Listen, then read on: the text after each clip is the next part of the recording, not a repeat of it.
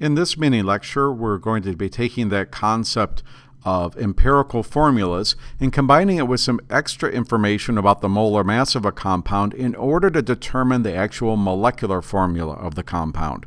Because remember, we said empirical formulas are just the lowest whole number ratio of the particles, and it may or may not reflect the actual molecular formula of the compound. So in this question that we're going to use as an example, we've already determined that a compound has an empirical formula of CH2.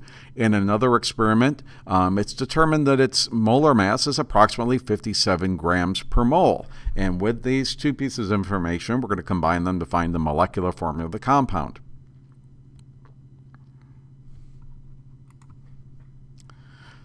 So the first thing that we want to determine is if the empirical formula was really the molecular formula, if that really was the formula, what would its mass be?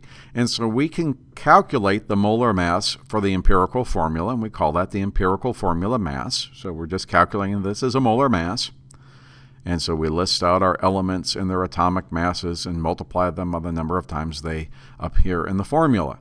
And we find that for CH2, its empirical formula mass is about 14 grams per mole. We look at this and say, well, the experimental molar mass is much larger than that.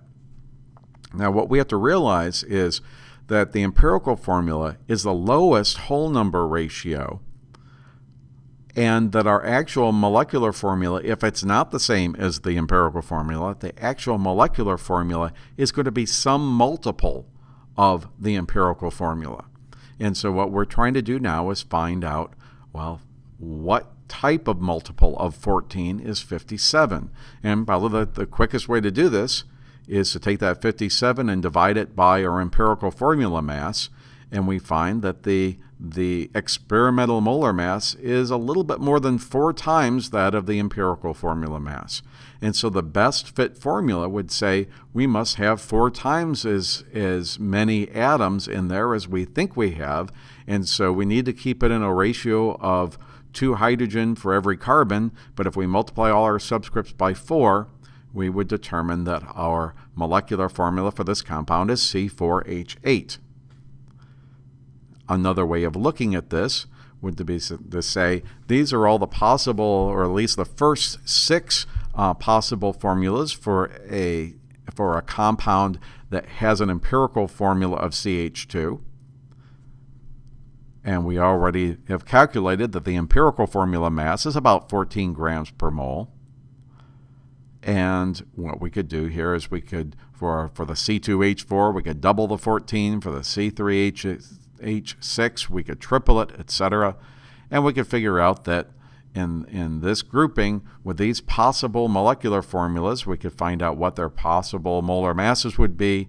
And we see, well, for C4H8 would be about 56 grams, and our experimental data says 57. That's really the best fit for this particular compound.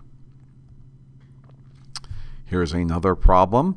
In this case, we're just given the percentages of the nitrogen and oxygen, and we're given the information that in a separate experiment, the molar mass was determined to be about 91 grams per mole. And again, with these two pieces of information from these 2 different experiments, we can determine the molecular formula of the compound.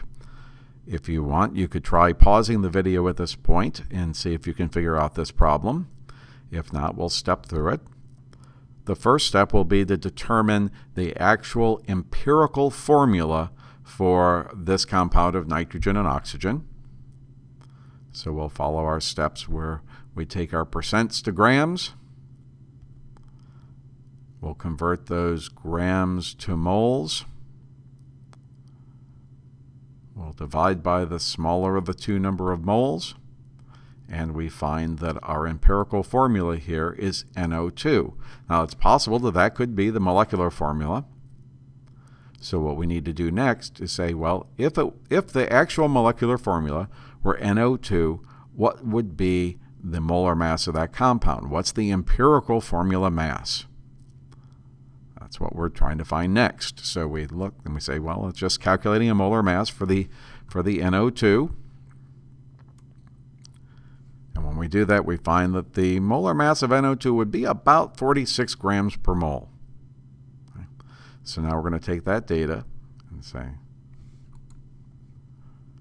that if our empirical formula mass is 46 grams per mole and our empirical formula is NO2, well, we're going to look at that 91 grams per mole and figure out how many times 46 is that, and well, it's about 2 times 46, which means we must have twice the amount of nitrogen and oxygen in this compound than is listed in the empirical formula, which would mean that its actual molecular formula is likely to be N2O4.